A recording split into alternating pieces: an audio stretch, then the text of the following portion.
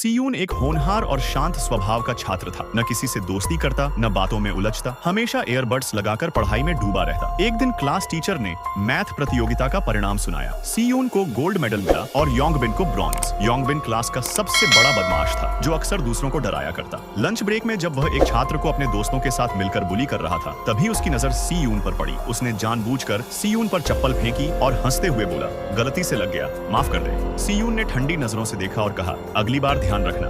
योंगबिन ताव में आ गया, बोला, अगर फिर गलती हुई तो तू क्या कर लेगा। सीयून खड़ा हुआ ही था कि तभी कुछ लड़के एक अन्य छात्र सुहो को ढूंढते हुए क्लास में आ गए। वजह थी, सुहो उनके दोस्त की गर्लफ्रेंड के साथ डेट पर गया था। सुहो मुस्कुराकर बोला, वो लड़की तो खुद मेरे पीछे पड़ी थी, मेरे टाइप की नहीं थी। इतना सुनते ही लड़कों ने हमला कर दिया, लेकिन सुहो अकेले ही पूरी गैंग पर भारी पड़ गया। क्लास डर से एक कोने में सिमट गई, मगर सीयून चुपचाप अपनी जगह बैठा रहा। सीयून ने सुहो से पूछा, बाहर जाकर भी तो लड़ सकते थे, क्लास में क्यों? सुहो मुस्कुराकर बिना जवाब दिए चला गया। स्कूल के बाद सीयून घर लौटा। वह अपने पिता के साथ अकेला रहता था, क्योंकि उसके माता पिता का तलाक हो चुका था। उसकी माँ एक शिक्षिका थी और सीयून अक्सर उनके ऑनलाइन लेक्चर सुनता था। उसी शाम उसके पिता बोले, काम से कुछ दिनों के लिए बाहर जा रहा हूँ। अगले दिन सीयून सबसे पहले स्कूल पहुंचा। क्लास खाली थी। वह इत्मीनान से लेट गया और आंखें बंद कर ली, जैसे पहली बार खुद से थोड़ा जुड़ने की कोशिश कर रहा।